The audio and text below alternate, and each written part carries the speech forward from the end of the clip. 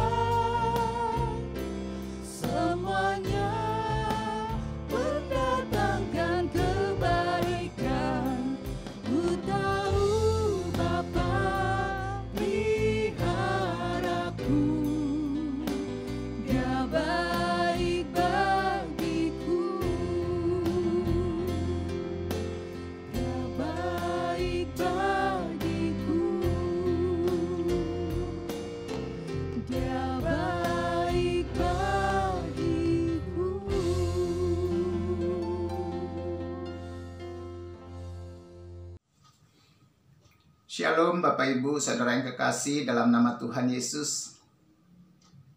Puji syukur kita ucapkan kepada Tuhan oleh karena kasih dan anugerahnya.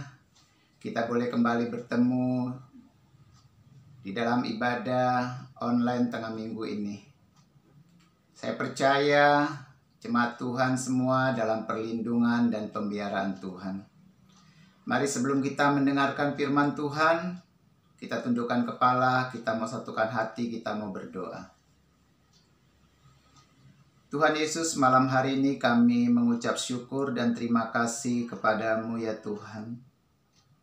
Oleh karena kasih anugerah-Mu, kami boleh mengikuti ibadah online malam hari ini Tuhan.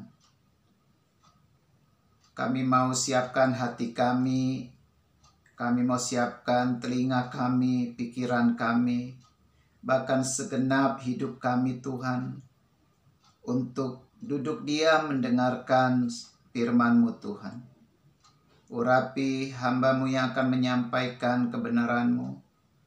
Urapi jemaat-Mu yang mendengarkannya Tuhan. Biar melalui kebenaran firman-Mu kami boleh diberikan pemahaman yang benar, pengertian, bahkan Tuhan biar firman-Mu menjadi rema di dalam hidup kami. Sehingga kami bukan saja menjadi pendengar yang baik, tapi kami mau menjadi pelaku-pelaku kebenaran firman-Mu ya Tuhan. Berbicaralah bagi kami malam hari ini, karena kami siap mendengarkan firman-Mu. Di dalam nama Tuhan Yesus, kami berdoa, haleluya, amin. Shalom Bapak Ibu Saudara yang kekasih, puji nama Tuhan. Saya percaya Bapak Ibu semua dalam pemeliharaan kasih Tuhan. Baik Bapak Ibu saudara yang kekasih, malam hari ini firman Tuhan yang akan saya sampaikan adalah sesuai dengan tema tahun ini, Dia ajaib. Yesus ajaib. Bapak Ibu saudara yang kekasih, dalam percakapan kita sehari-hari kadangkala kita mendengar kata ajaib. Tapi tahu nggak saudara sesungguhnya arti ajaib? Menurut Kamus Bahasa Indonesia, kata ajaib adalah jarang ada, tidak seperti biasa, bahkan dikatakan mengherankan. Itulah kata ajaib menurut Kamus Bahasa Indonesia. Saya percaya Bapak Ibu saudara yang kasih pernah mengalami keajaiban di dalam kehidupanmu. Gak mungkin kita bicara Yesus ajaib, tapi kita sendiri tidak pernah mengalami keajaibannya. Saya banyak mendengar kesaksian jemaat Tuhan, walaupun di dalam suasana yang lagi suasana COVID, banyak mereka mengalami pertolongan, mengalami keajaiban yang tadinya nggak bisa masak atau membuat kue atau membuat apapun. Tapi karena keadaan seperti ini akhirnya mereka bisa melakukannya. Bukankah itu juga dikatakan ajaib? Yang tidak mungkin menjadi mungkin. Nah, Bapak Ibu saudara yang kekasih, sebagai orang yang percaya, kita meyakini bahwa Yesus ajaib. Mengapa kita sebut Dia ajaib? Setidaknya ada 3 alasan yang mendasar kenapa kita sebut Yesus ajaib. Kita akan baca di dalam Injil Matius pasal 1 ayat 18 sampai 21. Saya akan bacakan. Kelahiran Yesus Kristus adalah seperti berikut. Pada waktu Maria ibunya bertunangan dengan Yusuf, ternyata ia mengandung dari Roh Kudus sebelum mereka hidup sebagai suami istri. Karena Yusuf suaminya seorang yang tulus hati dan tidak mau mencemarkan nama istrinya di muka umum, ia bermaksud menceraikannya dengan diam-diam. Tetapi ketika ia mempertimbangkan maksud itu, malaikat Tuhan nampak kepadanya dalam mimpi dan berkata, "Yusuf anak Daud, janganlah engkau takut mengambil Maria sebagai istrimu, sebab anak yang di dalam kandungannya adalah dari Roh Kudus. Ia akan melahirkan anak laki-laki dan engkau akan menamakan dia Yesus, karena dialah yang akan menyelamatkan umatnya dari dosa mereka." Bapak Ibu saudara yang kekasih, dari pembacaan yang baru saja kita baca, di sini jelaslah alasan yang pertama kenapa kita sebut Yesus ajaib adalah karena kelahirannya Yesus ajaib. Karena kelahiran Yesus ajaib. Seperti yang kita baca tadi, di situ diceritakan bahwa Maria mengandung. Padahal Maria belum menjadi daripada Yusuf. Ketika Yusuf mendengar bahwa Maria hamil, maka dia berencana secara diam-diam untuk menceraikan Maria. Tapi sebelum rencananya terlaksana, selagi Yusuf mempertimbangkannya, maka malaikat Tuhan nampak kepadanya di dalam mimpi dan berkata, "Yusuf anak Daud, janganlah engkau takut mengambil Maria sebagai istrimu, sebab anak yang di dalam kandungannya adalah dari Roh Kudus."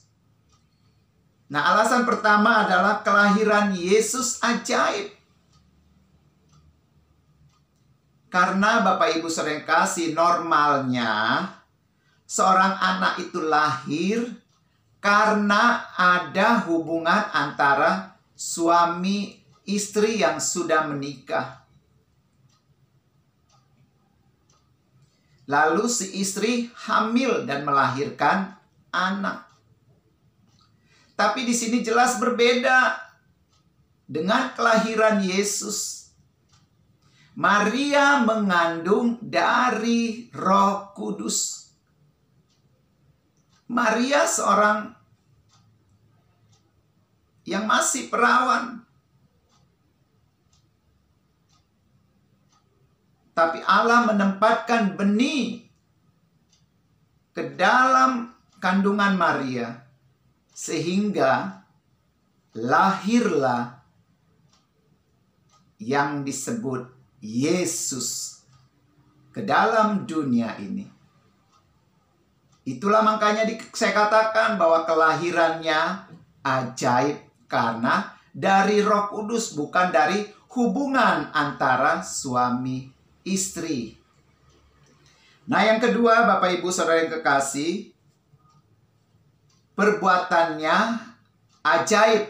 Inilah yang kedua, alasan yang kedua adalah perbuatannya ajaib.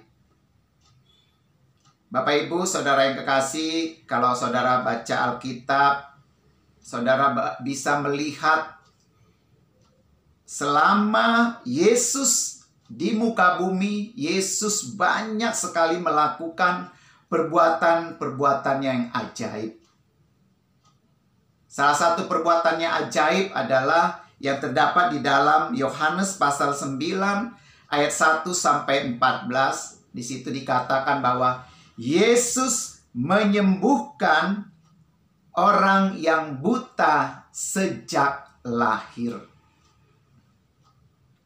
Saudara pernah melihat atau mendengar ada orang yang buta sejak lahir disembuhkan oleh seorang dokter atau disembuhkan siapapun juga? Sampai saat ini saya belum pernah menyaksikan atau mendengar seorang yang buta sejak lahir disembuhkan. Tapi di sini kita lihat Yesus. Dia sanggup melakukan karena dia adalah ajaib, perbuatannya ajaib. Sehingga orang yang buta sejak lahir dapat disembuhkan menjadi melihat kembali. Bahkan bukan itu saja perbuatan yang ajaib. Kalau kita baca juga di dalam Yohanes pasal 11 ayat 1 sampai 44, di situ diceritakan tentang Lazarus yang sudah 4 hari meninggal, dibangkitkan, dihidupkan kembali oleh Yesus. Caranya Yesus membangkitkan Lazarus adalah, saya bacakan di dalam ayat 43. Dan sesudah berkata demikian, berserulah ia dengan suara keras, "Lazarus, marilah keluar." Orang yang telah mati itu datang keluar. Kaki dan tangannya masih terikat dengan kain kapan, dan mukanya tertutup dengan kain peluh. Kata Yesus kepada mereka, "Bukalah kain-kain itu dan biarkan ia pergi." Saudara sekasih dalam nama Tuhan Yesus, kita lihat bagaimana Yesus membangkitkan Lazarus yang sudah 4 hari mati. Cara membangkitkan apa? Dengan cara berseru. dengan suara keras dikatakan, "Lazarus, marilah keluar." Jadi perkataan Yesus ada kuasa. Perkataannya aja ajaib. Bukan saja perbuatannya, perkataannya ajaib. Ketika dia berseru dengan suara keras, "Lazarus, marilah keluar." Saat itu juga Lazarus keluar. Dan dia hidup kembali. Bapak, Ibu, Saudara yang kekasih, banyak lagi perbuatan-perbuatan Tuhan yang ajaib yang terdapat di dalam Alkitab.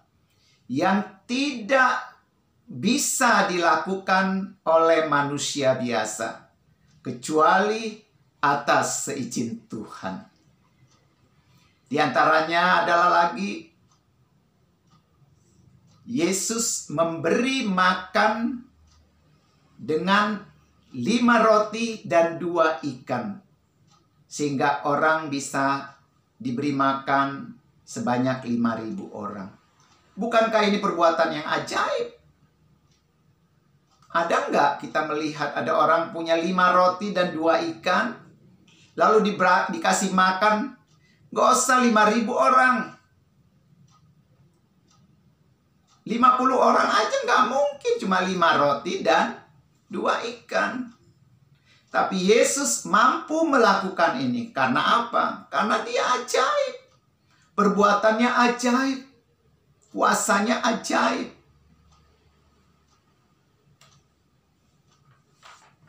Nah, yang ketiga, alasan yang ketiga mengapa Yesus ajaib adalah kita lihat di dalam Matius pasal 28, di situ menceritakan tentang Yesus bisa bangkit dari kematian. Dalam catatan sejarah, belum pernah ada orang mati sesudah 3 hari dia bangkit kembali. Saya juga belum pernah mendengar ada orang yang sudah 3 hari mati, dia bangkit kembali. Tapi Yesus sendiri 3 hari dia mati dan dia bangkit dari kematian.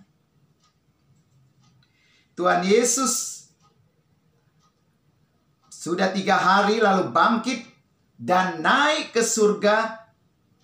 Yesus bisa mengalahkan kematian. Karena Yesus sendiri adalah, dikatakan dalam firman Tuhan, "Akulah kebangkitan dan hidup." Jadi dia bisa, mampu melakukan itu. Karena Yesus kita ajaib. Nah, dari kebenaran ini kita mengerti bahwa Yesus bukanlah manusia biasa. Yesus adalah Tuhan yang ajaib, yang bisa juga melakukan hal-hal yang ajaib bagi kita yang percaya kepadanya karena Dia adalah Tuhan. Kita juga bisa melakukan seperti yang dilakukan Tuhan, tapi atas seizin Tuhan. Karena Tuhan kita adalah Tuhan yang ajaib. Bapak, Ibu, Saudara yang kekasih, dari kebenaran ini, marilah kita yakini bahwa Yesus yang kita percaya adalah Tuhan yang ajaib. Yang sangat-sangat mampu untuk melakukan hal-hal yang ajaib pada kita sebagai orang yang percaya kepadanya. Malam hari ini, apapun yang menjadi pergumulan Bapak, Ibu, Saudara yang kekasih, janganlah pernah putus asa. Janganlah pernah putus pengharapan kita, karena kita punya Tuhan yang ajaib. Di dalam Matius pasal 11 ayat 28 sampai 30, di situ dikatakan, "Marilah kepadaku semua yang letih, lesu, dan berbeban berat. aku akan memberikan kelegaan kepadamu. Jadi di sini jelas Bapak Ibu Saudara yang kekasih, apapun yang menjadi pergumulanmu, datanglah kepada Yesus. Serahkan segala masalahmu, pergumulanmu, karena Dia ajaib dalam hidup kita. Perbuatannya ajaib, apa yang tidak mungkin bisa mungkin kalau Yesus yang melakukannya. Jadi tidak ada alasan lagi bagi kita untuk kita tidak percaya kepada Dia. Untuk kita tidak yakin lagi kepada Dia. Karena kelahirannya saja sudah nyata ajaib. Dan perbuatannya ketika Dia ada di muka bumi, perbuatannya ajaib. Bahkan Dia sendiri bangkit dari kematian. Dan Dia naik ke surga. Apalagi yang saudara khawatirkan dalam hidup ini. Tetaplah pandang kepada Yesus. Tetap dekat kepada Yesus. Karena Dialah sumber kekuatan dalam hidup kita. Jangan kita pernah putus asa. Karena kita punya pengharapan di dalam Yesus. Saudara pernah pasti mendengar sebuah lagu yang berjudul Yesus Pengharapan Jiwaku. Saya percaya Bapak Ibu, ini lagu sudah lama sekali. Saya percaya di antara kita yang ada malam hari ini yang sedang mengikuti ibadah online ini, pasti hafal dengan pujian ini. Judulnya adalah Pengharapan Hanya Yesus Saja. Lagunya demikian. Pengharapanku hanya Yesus saja, yang mati atas Golgota. Dia gembala jiwaku yang sungguh, Yesus Dia harapanku. Yesus harapan jiwaku, Yesus pelepas dosaku. Dia pohon selamat dan kesenanganku, Yesus Dia harapanku. Biarlah melalui pujian ini, Yesus menjadi pengharapan kita. Kita boleh mendapatkan kekuatan yang baru. Karena kelahirannya ajaib, perbuatannya ajaib, dan Yesus sendiri bangkit dari kematian, Dia ajaib. Biarlah firman Tuhan yang saya sampaikan malam hari ini menjadi kekuatan bagi kita semua. Tuhan Yesus memberkati. Mari sebelumnya kita tundukkan kepala, kita mau berdoa. Sekali lagi Tuhan, kami datang mengucap syukur dan terima kasih buat kebenaran yang sudah kami terima malam hari ini Tuhan. Biarlah Tuhan, kebenaran yang sudah kami dengar ini membuat iman kami semakin kuat, semakin teguh di dalam Engkau. Tidak ada lagi keraguan di dalam hati kami, karena kami memiliki Tuhan yang ajaib dalam hidup kami. Dan Engkau sanggup melakukan perkara-perkara yang besar dan ajaib dalam setiap kehidupan kami Tuhan. Ajar kami Tuhan untuk selalu dekat kepada Engkau. Ajar kami Tuhan untuk selalu mencari wajah-Mu Tuhan, berserah kepada Engkau Tuhan. Dan kami percaya kami akan melihat perkara-perkara yang ajaib yang Tuhan lakukan dalam hidup kami. Terima kasih Tuhan Yesus. Berkati jemaat-Mu yang sudah mengikuti ibadah online ini Tuhan. Dimanapun mereka berada, apapun yang menjadi pergumulan mereka Tuhan, biarlah Engkau hadir dalam hidup mereka. Engkau yang memberi kekuatan bagi mereka.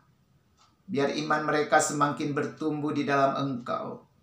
Iman percaya mereka tetap di dalam Engkau Tuhan. Tidak ada lagi keraguan di dalam setiap anak-anak Tuhan.